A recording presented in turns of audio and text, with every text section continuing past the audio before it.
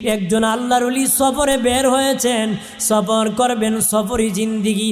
ওনার সাথে কোনো বাবা খাবার নাই, উনি বাবা একটা মসজিদের বারান্দায় বসে আছেন। একজন কাটুরি কাটিয়াম বিকালবেলা বাবাজি রাতের বেলা মসজিদে এশারের নামাজ পড়ার জন্য প্রবেশ করেছে। দেখে একজন মুসাফির বারান্দায় বসে আছে, মুখটা শুকিয়ে আছে।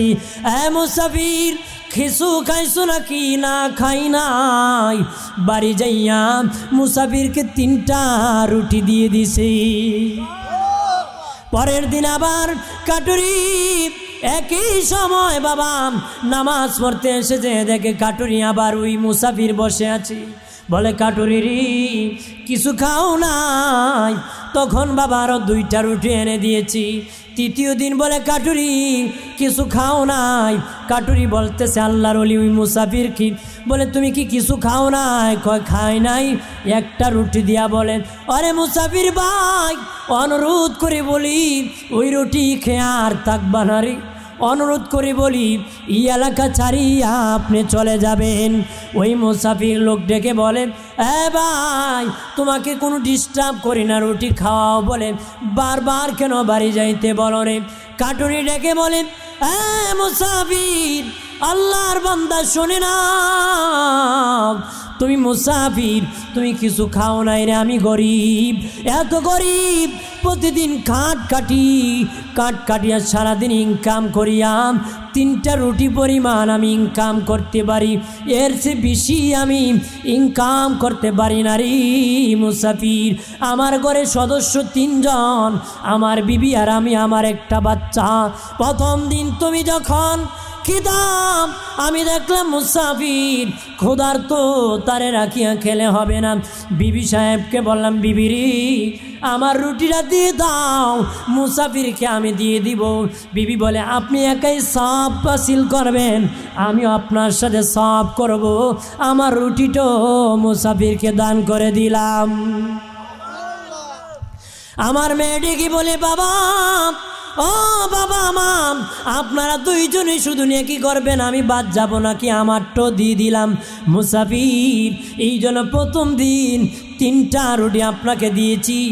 আমি প্রথম দিন খাই নাই, আমার বিবি খায় নাই। দ্বিতীয় দিন বললাম বিবিরি মুসাফির তো বসে আছি, বাচ্চাকে শোনাই নাই, বাচ্চা দুর্বল হয়ে যাবে। বিবিকে বললাম আমারটা দিয়ে দাও, তোমারটা খেয়ে ফেলো। বিবি কয় না, আপনারটা নিয়ে যাও। এই জন্য মুসাফির দ্বিতীয় দিনও 2টা দিয়েছি, আমার বিবির রুটি। আরো জোরে কর। তৃতীয় দিন মুসাফির আমি বাড়ি যাইয়া দেখি আমার বিবি বেহুশ, 2 দিনের খিদার যন্ত্রণায় কাতরাইতেছি। বিবিরে শোনাই নাই, আমার রুটিটা আপনাকে দিয়ে দিছি জন্য আজকে একটা। মুসাফির আজকে যদি আগামীকাল আপনি থাকেন গো, আমি 3 দিন হয়ে গেছে খিদার যন্ত্রণায়, ওই যন্ত্রণায় আর কাটতে পারবো না, দুর্বল হয়ে যাব, আর আপনাকে রাখিয়া আমি কাটুরি খেতে পারবো না রে। আর জোরে ক। আমরা দেশে বেড়ায় পেট ভরে খায়, ফিট ভরে ঘুমায়, কথা খায় না। সকালবেলা ওইটা ধুমা টানে আর কয় কালকে যে মজা লাগছে রে, আমার ফুলার বউ ফাঁকাইছে রে, কথা খায় না। গফ করে কিন্তু পাড়া প্রতিবেশীর খবর রাখে, কে খেয়ে আছে না খেয়েছে খবর নাই, বেড়া ঘুরঘুরি ডাকায়, কথা খায় না। আমার প্রাণের বাবাদীপ তখন মুসাফির ডেকে বলে কাটুরি, অরে কাটুরি তোমারে বড় কষ্ট দিয়ে দিছি, অনেক কষ্ট দিয়ে দিছি জাননি কাটুরি। তুমি যখন 3টা রুটি আমারে প্রথম দিন দেখে দিয়েছ, তোমার ইনকামে তো হালাল, তোমার ইনকামে তো হালাল রে। আমি 3টা রুটি খেয়ে রাতের বেলা যখন ঘুমাইছি, আমার নবীরে 3 বার আমি স্বপ্নে দেখছি।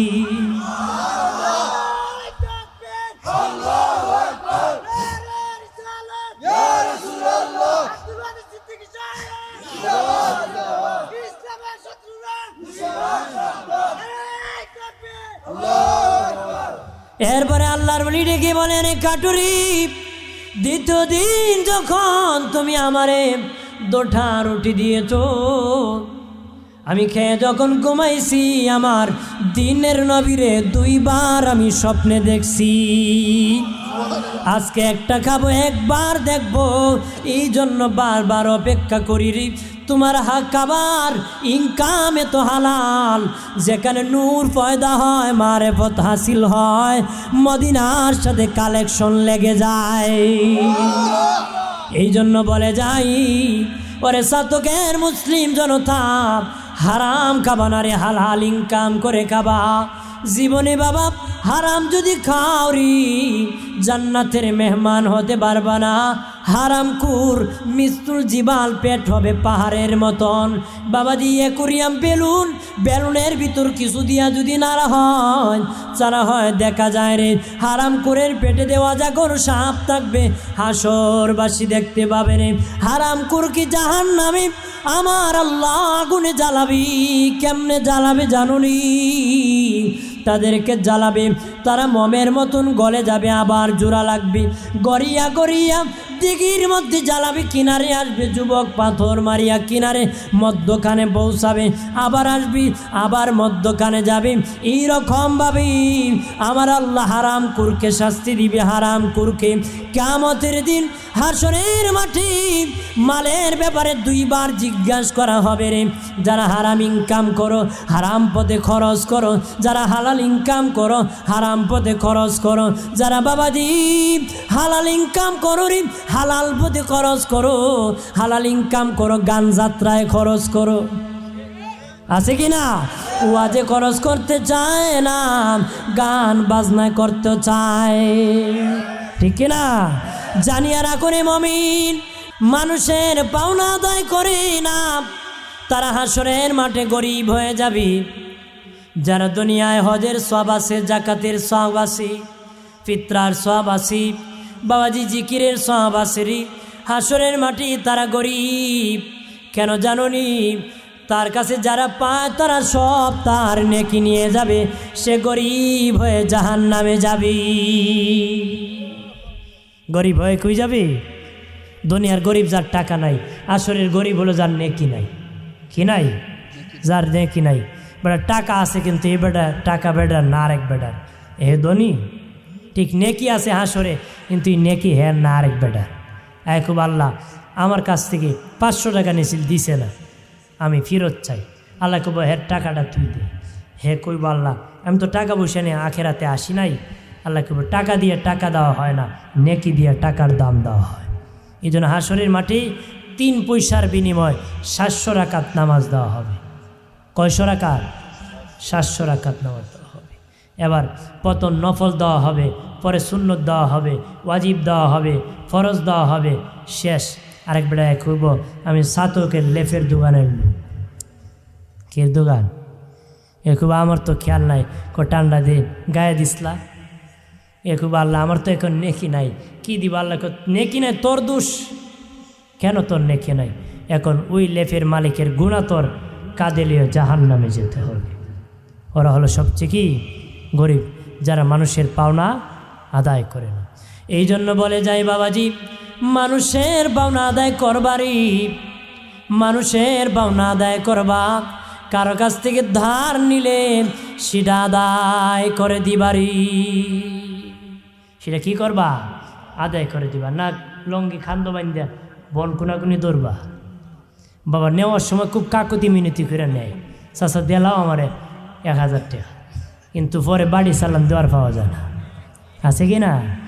হ্যাঁ, পরে কি বাড়ি সালাম, আগে তো সালাম দিত, এখন সালাম দেয় না, কোনাকুনি দৌড়ে। যদি দিতা না টাকা, কমিয়া তোমার টাকা না দিয়ে মরিম গনি, বোঝা যায় 100 বছরের টিকিট লই আইছে, কথা হয় না, আছে কি না? এই জন্য বাবা মানুষের পাওনা দিয়া। আল্লাহ নবী কোনো জানাজায় গেলে বলতেন তার কাছে কেউ পাওনা আসেনি। নবীজি বলতেন তার কাছে কারো পাওনা আসেনি। লোকেরা বলতো আমি পাই, আমি পাই। নবী বলতেন তার যারা গার্জেন আসো জামিনদার হো, যদি না হতো কেউ গার্জেন জামিনদার, আমার নূরে নবী নিজে জামিনদার হয়ে জানাজার ইমামতি করতে। তার ঋণের বোঝাটা নবী কইতো আমি নিছি, এই পাওনাদার আমি তোর পাওনা আদায় করবো, ওরে মাফ করে দে। নবী বুঝাইছে পাওনা রাখিয়া লক্ষ মানুষ জানাজা পড়ল, তোমার কোনো কাজ হবে? সুদ খেয়ে লাভ হবে না, ঘুষ খেয়ে লাভ হবে না, পাওনা না আদায় করলে লাভ হবে? যতদিন বাঁচবো হালাল খাবো, হারাম খাবো না, আল্লাহকে ভয় করব আর জাহান্নামকে ভয় করব। আল্লাহকে রাজি খুশি করে কে কে চলতে চান দুইটা হাত বাড়ান। নারে তাকবীর, নারে রিসালাত, আহলে সুন্নাত ওয়াল জামাত, হাত নামান, মারহাবা।